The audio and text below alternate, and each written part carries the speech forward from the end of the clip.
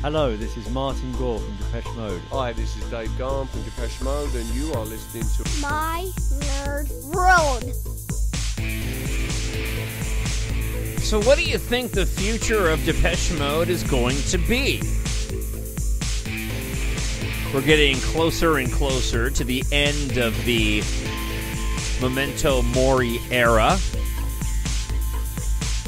Too soon for, I think, Dave or Martin to be asked about any future plans by the media. I wouldn't expect that, and to be quite honest, as I said, probably not appropriate at this juncture. We still have some releases that need to get into our hot Depeche Mode fan hands. Those 4 unproduced tracks, the live release, physical release for the Memento Mori tour, of which I have some information potentially on this week's episode. But obviously, once this tour wraps up and both Dave and Martin go home for some much-needed rest and relaxation, one can't help but wonder what the future of the band will bring. Welcome to Depeche Mode, the podcast. I'm your host, Jon Justice. Thank you so much for once again checking out another episode. As always, if you are on YouTube, you can leave a comment there, or you can always email talkshownerd@gmail.com. So the concerts in Madrid took place earlier this week, and then one this evening when the podcast is being recorded are being filmed. Is this for the live physical release? I'll share with you my thoughts here in a moment. Got a lot of listener feedback. My question of what's your daily Depeche Mode routine sparked quite a bit of commentary, so I'm looking forward to sharing that with you. But first, let's start here. Far Out Magazine has been putting out some really interesting pieces relating to Depeche Mode, obviously capitalizing on the band's current tour and the talk around them. And with little news going on, they have been doing a great job of sort of filling that gap. This one here I thought was rather interesting. I know this story, and I think a lot of people are familiar with the story as well, but I don't think I've ever talked about it on the show. The weirdest moment of Depeche Mode's career. Now, I have not written this article yet. I've scanned it with my eyes to know well enough that what this story actually is, but I haven't read their version of it yet. So you and I get to discover it fresh if you haven't seen this article already. Ode to be a rock star. The idea of being Depeche Mode, stepping onto the stage, walking out in front of 1,000 adoring fans and getting paid for it, what's not to love? Of course, there is a lot that we don't know about being a rock star, one of which is the absurd amount of ridiculous PR stunts that people have to do. Depeche Mode is no stranger to this. As they sat down to talk along with Ricky Gervais, the host asked the band to look back on the number of different TV appearances that they've been a part of and talk about their strangest experience. There was no hesitation from the band when they all offered the same answer, almost simultaneously. Chickens. Elaborating slightly, they said, we had to carry chickens. It was a German TV show and we wanted to do well in Germany, so we just did it. While the studio audience offers up confused laughter, the blasé explanation isn't enough for the host of Ricky Gervais. What do you mean? He asks. Whose suggestion was that then, carrying chickens? It's a very valid question, although probably not something the band were overthinking when they found themselves in a country where English is a second language and presented with a variety of plucky, feathered friends.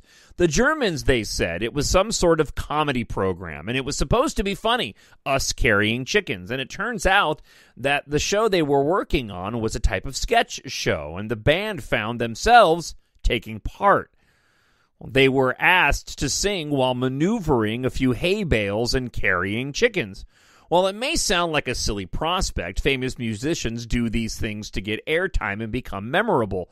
Depeche Mode aren't renowned for their stint on German TV working with poultry. Still, because of their willingness to participate in something so silly, they could promote their music and themselves better. The group, who were once a bunch of wide-eyed musicians that wanted to do well in Germany, now have a plethora of chart-topping hits and are considered by many to be a band that have contributed to the ever-changing landscape of music. As they look back on the stunts they had to pull while climbing the ladder to fame, they can smile at them and revel in the success that they achieved as a result. Just remember that the next time you're standing in a crowd and watching some of your favorite bands perform, despite being the epitome of cool at the moment, they will have done something embarrassing and some embarrassing things to get to that stage. Now, here's what's funny. I did not see the footage for the chicken video for the longest time. I've told the story many times on the show. I won't go down it. I won't go and retell the entire tale. But hearing back in early '85, Shake the Disease for the first time on the radio, probably having heard People Are People, but Shake the Disease being the song that really sparked my interest in Depeche Mode, and that sent me on the path that so many of us have gone on, where there was just no escape from. Just, like the sound of Soothe My Soul, and just that rhythmic driving beat. You just go to consume everything you possibly can of this band possible. Shortly after this period of time, Anton Corbijn comes on board and ends up doing the art direction for the band. And it was sometime after my exposure to Anton Corbijn and his artistic work as it relates to Depeche Mode that I finally went and saw that footage, whether it was a photo or the actual footage from that German TV show, that Depeche Mode performance from the 80s. I didn't really think anything of it, nor did I think anything of the band's earlier videos where, Leave in Silence and, they're in the theme park or working around the quasi-scientific looking desks and machinery and whatnot. Having been exposed to Anton's work, I'll be completely honest with you, seeing the band even at a younger age sitting there holding chickens while singing a song didn't seem all that foreign to me. I'd watched a black and white video for A Question of Time with the band holding a baby to black and white footage with Dave Gahan wearing a tank top half shirt. I mean, by that moment in time, seeing Anton's rather eclectic, which is an understatement, vision of the band, seeing them holding chickens while it's strange. I'd already seen a lot of strange when it comes to Depeche Mode, so I wasn't really all that struck by it. Right? It seemed weird, but at the same time, I'm like, all right, they had an artistic choice. They decided chickens. I didn't even realize that was a spoof, that it was coming from a comedy show, that they were a part of some sketch. I just thought it was whatever director that they hired in the moment, and that was the creative vision that he had for the band, which seemed to fall in line with not all of, obviously, but some of the creative vision behind the band at the moment in time when I became familiar with the band. I thought, for me personally, I just thought that was that was really, really funny, only to find out all those years later that it's one of their cringiest moments and that they were actually, a part of some, comedy group. Not to mention, you flash forward to now, and the number of animals that have adorned Anton Corbijn's concert visuals, again, it doesn't seem that far removed. All right, I'm not sure what to make of this yet. I think that probably the obvious answer is the correct answer, but I'm still hesitant to believe it yet. So, signs are up. And we're up earlier this week for the first of the 2 Madrid shows on the final leg of the Memento Mori tour. So Tuesday was the first night. For sake of discussion, okay, I'll tell you why I'm laughing in just a second. He's going to die when he hears this. So the set list for Tuesday was your standard set list. Speak to Me, Behind the Wheel, Black Celebration. Now, and I'll get to more of this in a moment, there was a flamenco dancer that popped up on stage for the encore of Enjoy the Silence. Plus, they did Waiting for the Night. There were signs up before this show saying that the concert was being filmed. The second night is tonight. The reason why I laughed is because my buddy Matt just texted me in the middle of when I was talking about this and said, the boys have to play World in My Eyes tonight, yes? Second of the Madrid shows being filmed. Would be a shame not to include that in the physical release. I'm not going to tell him that he texted me right in the middle of when I was talking about it. Oh, and then he writes DM rules, and I'm a stud. That is all. Matt knows that this is typically, even though I've never told him, he just knows. He knows this is typically the time of day when I end up recording the podcast. So that is just incredible. I'm a firm believer that everything happens for a reason, and the fact that I was right in the middle of talking about it, and that's exactly what he texted me, because that was going to be my next comment, was that tonight, considering they did Speak to Me and Behind the Wheel and Waiting for the Night, that if these are the shows, because there's signs saying that these shows are being recorded in Madrid, that tonight it would make sense that they would do Before We Drown, bring back World in My Eyes, and do Condemnation for the first song in the encore. Now, again, speculation is, because those signs are up, these two Madrid shows are going to be the ones that are filmed for the live physical release. That brings into question, what were they filming in Mexico? We do know that those shows were being filmed as well. And I don't think that these are the only shows where those signs have been up. I know it's more prominent for these ones, and this probably doesn't count, but there are recording signs, obviously, for the festival gig that got streamed live, but that was a completely different circumstance, obviously, because that one was streamed live. So perhaps it's only the Mexico shows and these Madrid shows that have had these signs up prior to them. So the speculation is at the moment that these are the shows that are being filmed for the live release, which got me thinking too, why the choice so late in the tour? I suppose the band is so, I mean, they know the set list so well that they will be at the top of their game and not coming down the backside.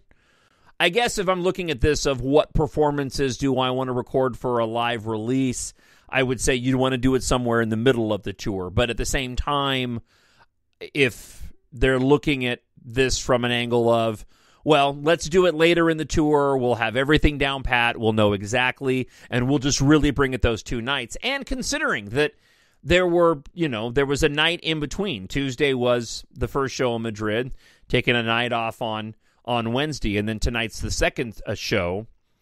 Then perhaps that makes sense. They get a break in between, and they record two shows, and then Anton Corbijn goes and combines those two shows together. The one thing I am kind of excited about, at least from what I saw, these shows appear to be in the dark.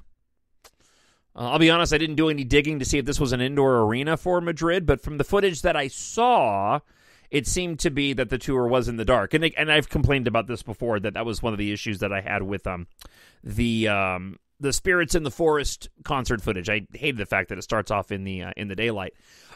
The other thing, though, I do want to mention is this in this first Madrid show was this flamenco dancer that's on stage.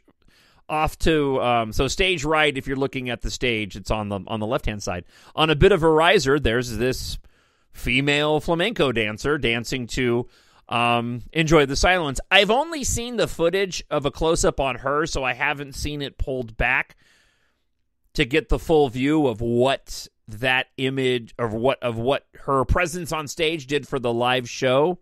I'm kind of indifferent to it. It looked interesting.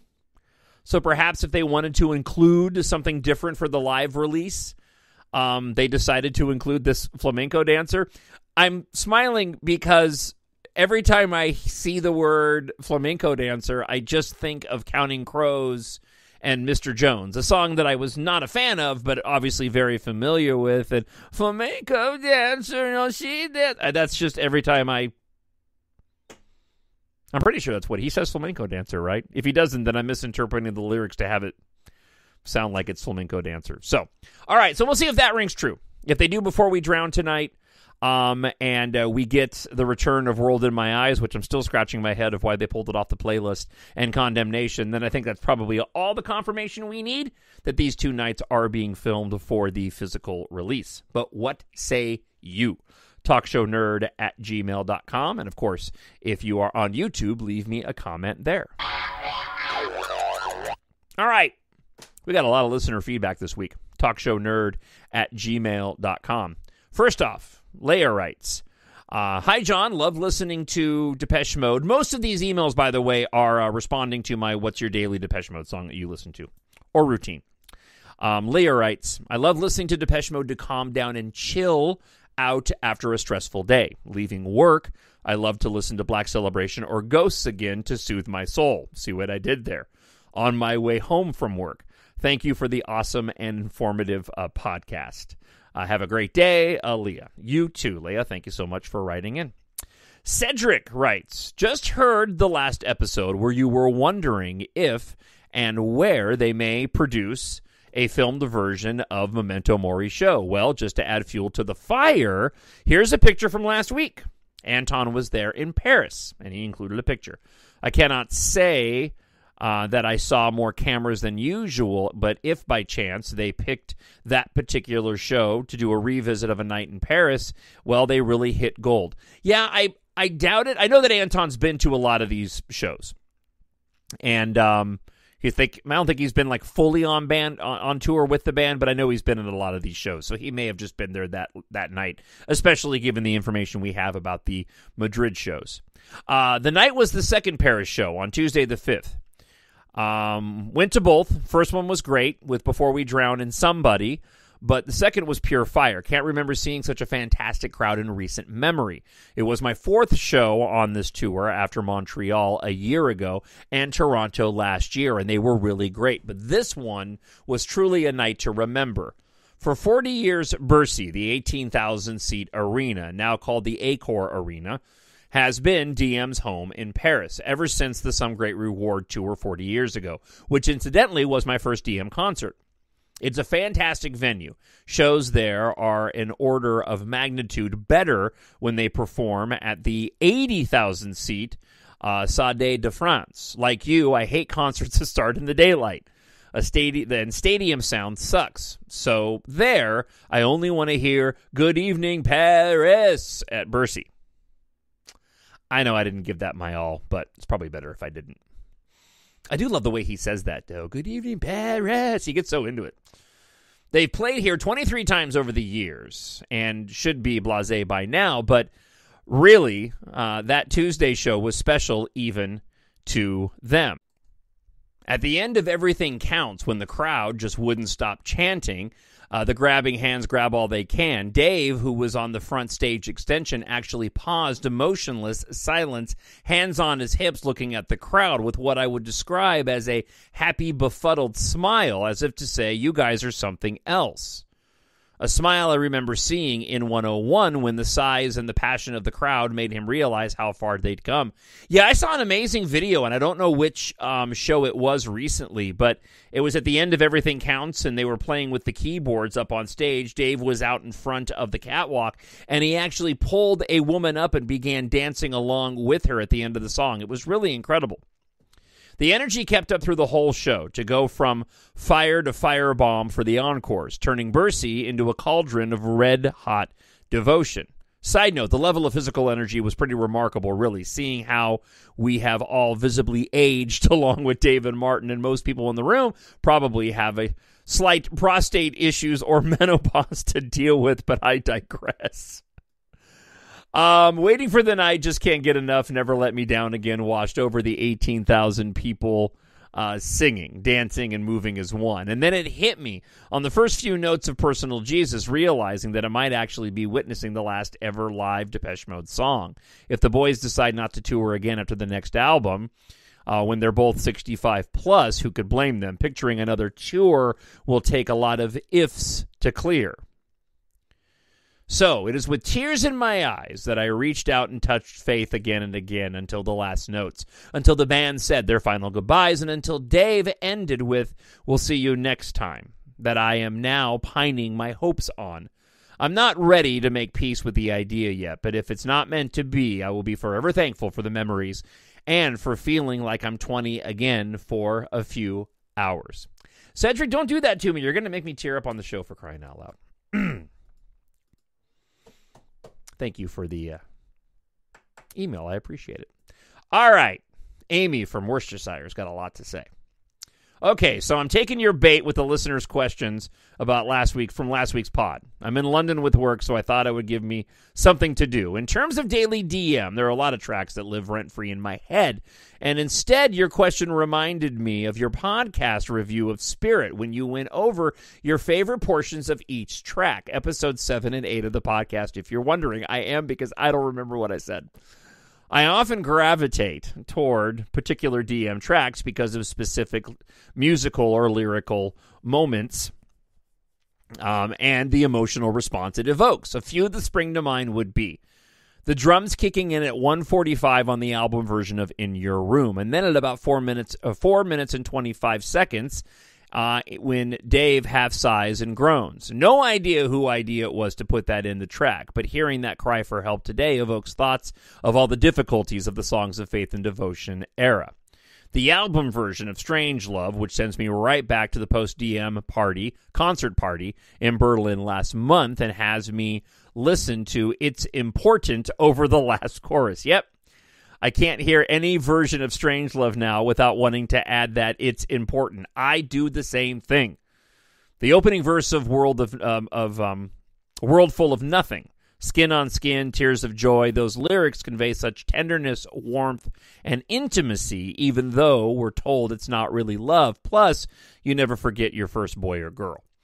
Swirling harmonies and tumbling lyrics of Sometimes and the end of The Sun and the Rainfall. I mean, how do you start to write something like that?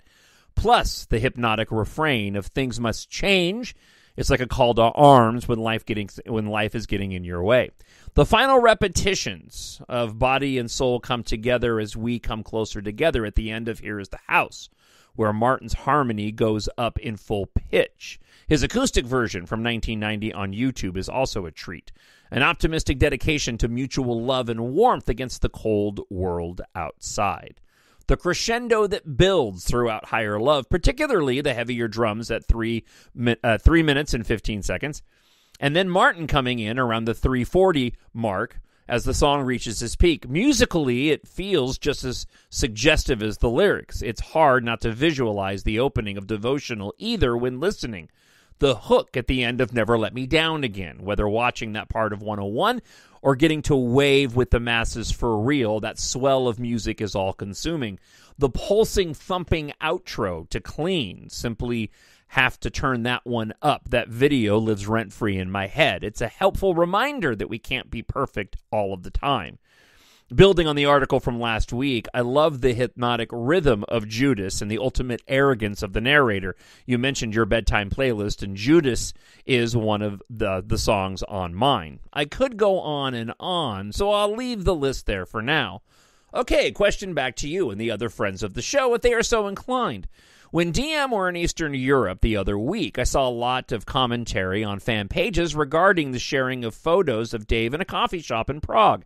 People asking which hotels the band stay at when on tour. A large number said leave the band in peace. Others said they should be used to it and the fans want to see them. What are your thoughts? Personally, I wouldn't stake out a hotel, but I admit I might pass out of curiosity if I was in the area. Would I want a sneaky snap if they happen to be near them on the street or in a restaurant? Possibly, but I'd feel bad not checking it was okay with them first, which I guess is still disturbing anyways.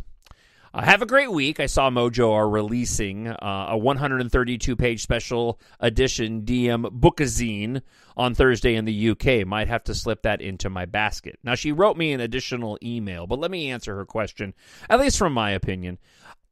I don't have any issue at all. Certainly not in this era. I think if you were to go back to previous eras, and there's arguments to be made that the band were younger and looking for more attention, and certainly meeting the fans was a little bit more acceptable than it is now. I still think it's acceptable today to go and stake out a hotel they might be staying at, as long as you're respectful of the surroundings in which that chance meeting might occur.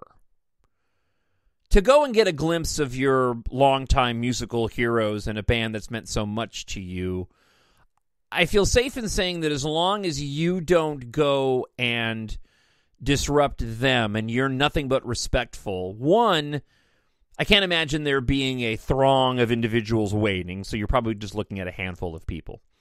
And two, there's a level of expectation I think the band already has.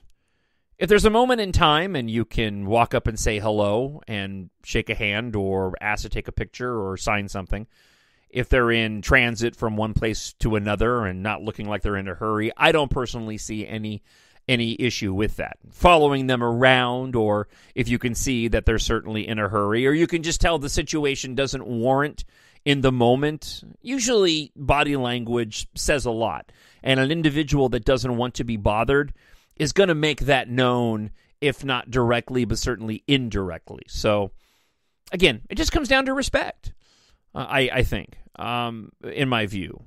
I don't see anything wrong with somebody staking it out as long as they're aware that, this may not be the right time. You may just get a glimpse, and you may have to leave the band be if it would appear that in the moment they're just trying to go about their day and aren't really interested in taking photographs, shaking hands, or signing autographs.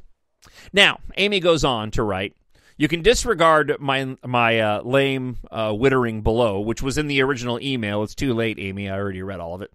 Let's focus on the juicy stuff of the concert recording in Madrid. It was the 101st gig. I like what they did there. Very clever. I liked the surprise. Don't know if you've seen or will share the spoiler on the podcast. That would be the flamenco dancer. But it also felt a touch out of place, as I don't recall anything similar happening at other gigs. Me neither. Will be interesting to see if they repeat it on Thursday. Personally, once it seemed the Mexico recording was for some other purpose, I thought they'd record the 3 concerts in Cologne, Germany to maximize the potential for different tracks or set lists for the DVD Blu-ray. Then again, that's at the end run, so I imagine the band will be exhausted then. Well, and like we said earlier, with 2 nights in Madrid with a day in between, I think they can accomplish what they want to accomplish if this is being recorded for the physical release. Could this mean a live release later in the year than first thought? That was my thought, too. It takes a while to go and produce these and get them pressed and out to the masses. Maybe we will get an EP earlier with the extra tracks, if so.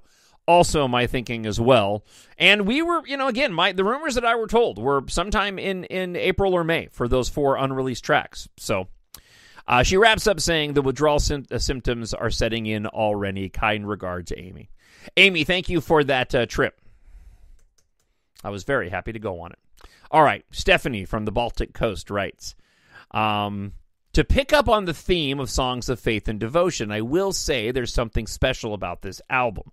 It was one of the albums I didn't have to listen to afterwards, but after it was released. I was fascinated by Violator, and then came Songs of Faith and Devotion, and the band, the same band, and yet so different.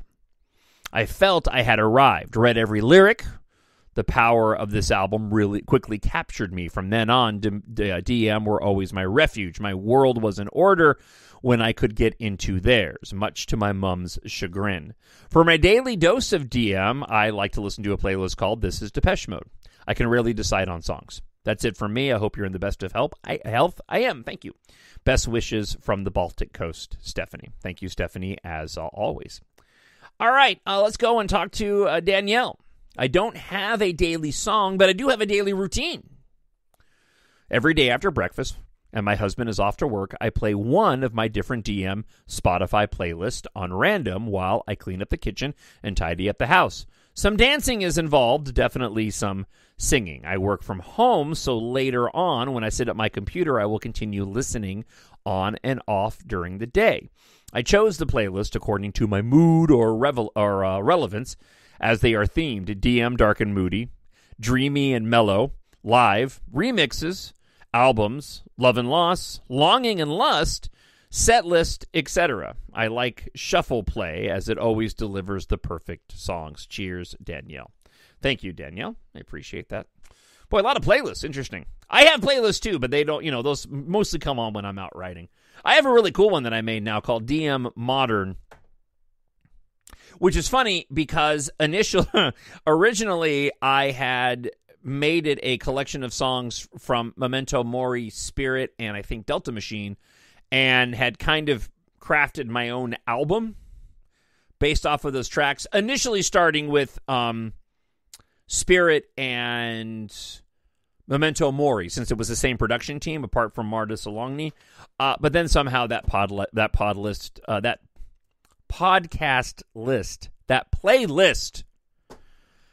I haven't had a nap yet today. And I did my show earlier this morning, came home and did my Star Wars podcast, and now I'm doing this podcast in, like Dave, at the end of the night. I don't think I have nearly as much energy. That playlist has grown and now includes a lot of different tracks, including most of the remixes that I like from the Memento Mori era.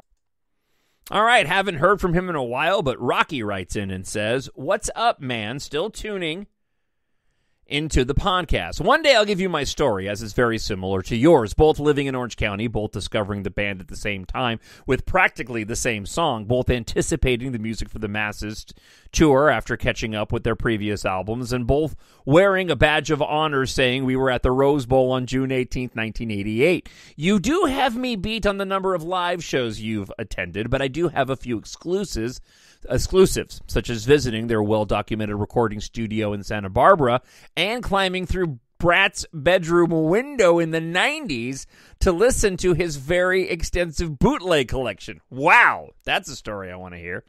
By the way, did you ever get any of the bootlegs from the Record PX in Fountain Valley? That was my DM spot. Dude, I lived there. I lived at that place. I remember specifically getting the two X box sets.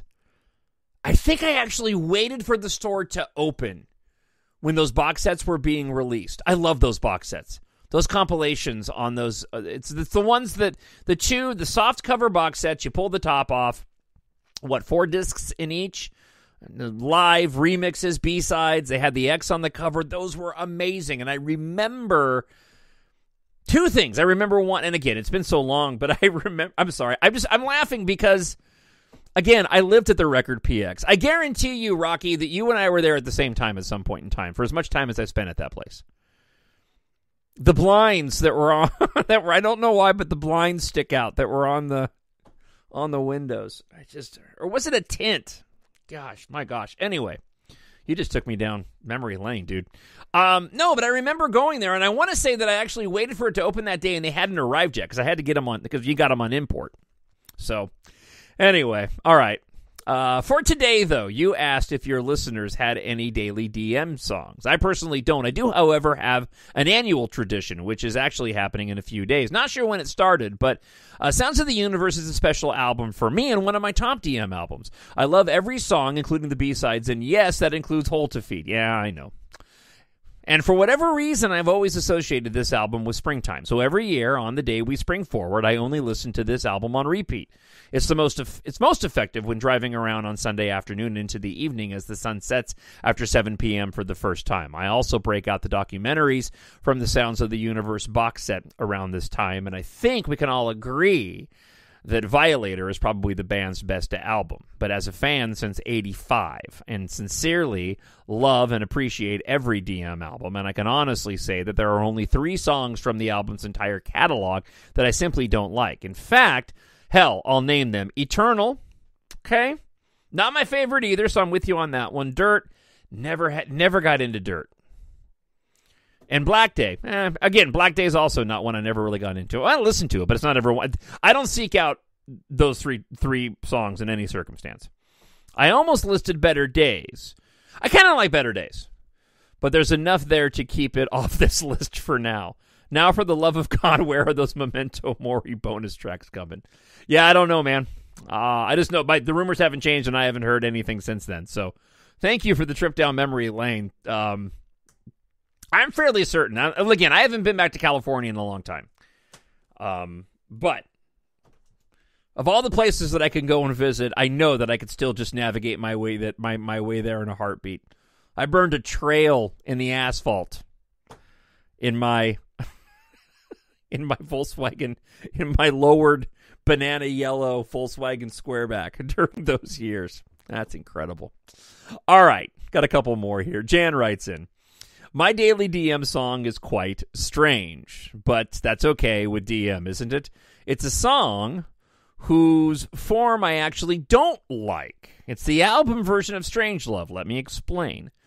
I started listening to Depeche Mode with the Black Celebration album, and my main teenage fandom peak was before the Music for the Masses album. However, because Black Celebration and Music for the Masses have one curious thing in common, the single versions of both A Question of Time and Strangelove sound much better to me than the album versions.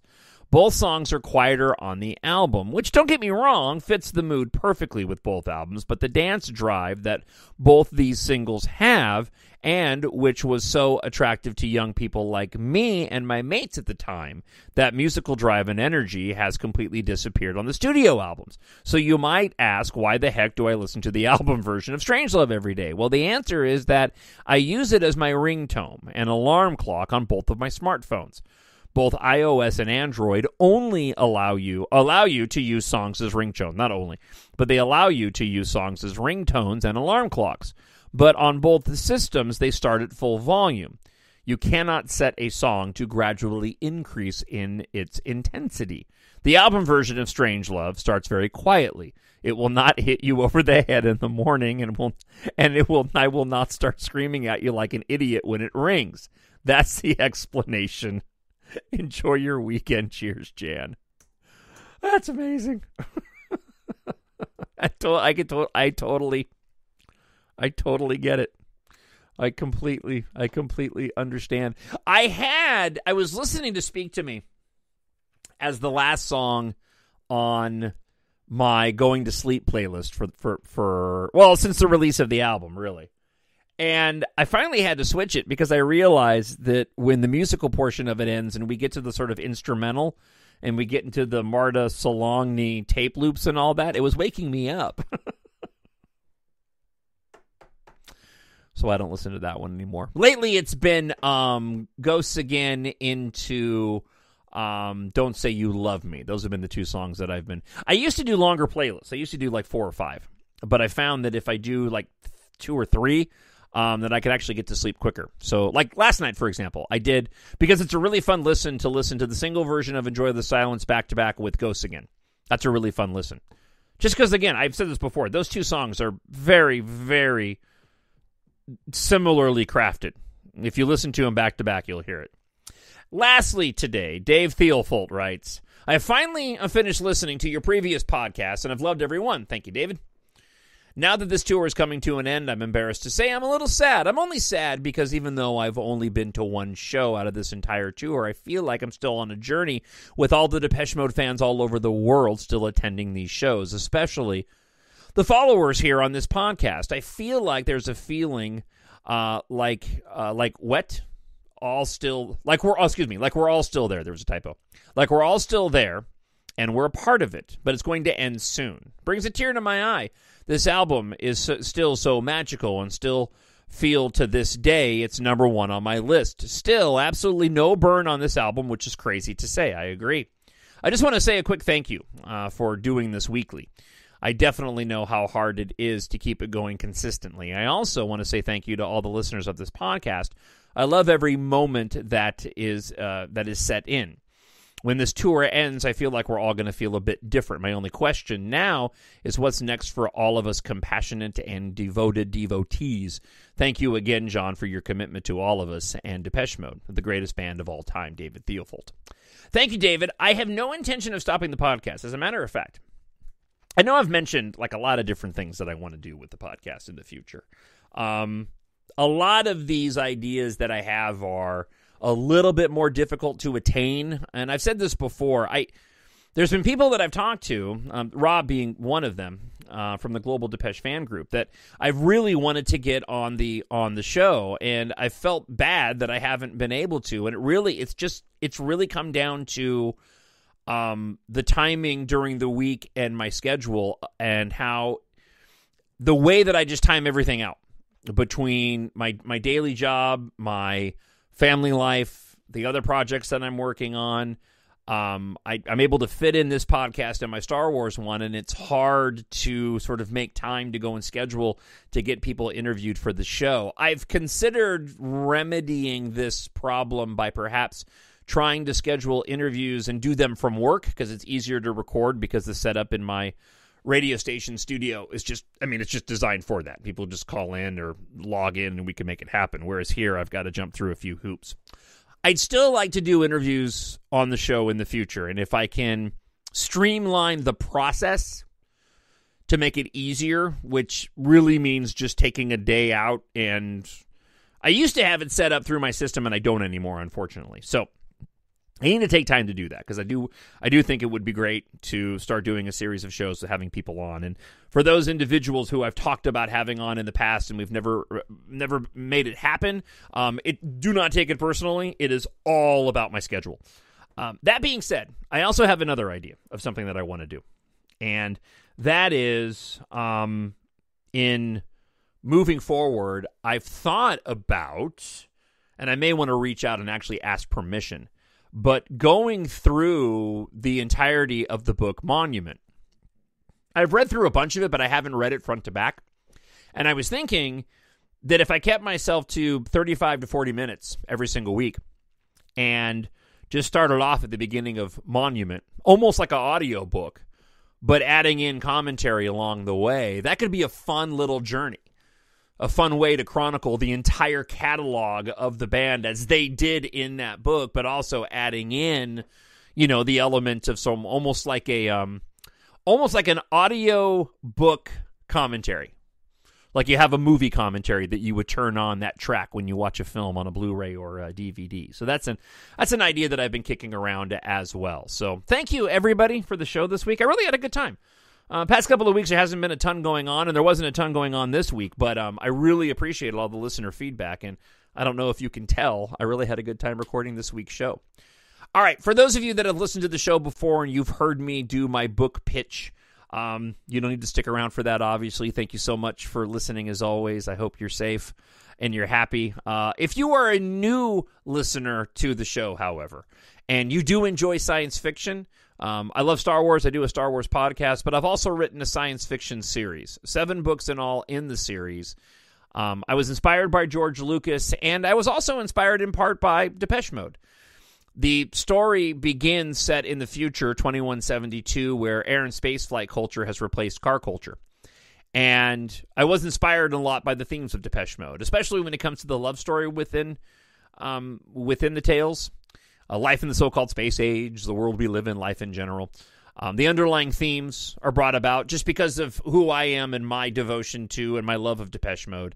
The main protagonist of the story is a massive Depeche Mode fan in the story at a time when the music of the 80s through the 2000s is nostalgic and popular among the characters of the story. I wrote it around a time when I was heavily into Ready Player One, so I was inspired by that in terms of the pop culture references.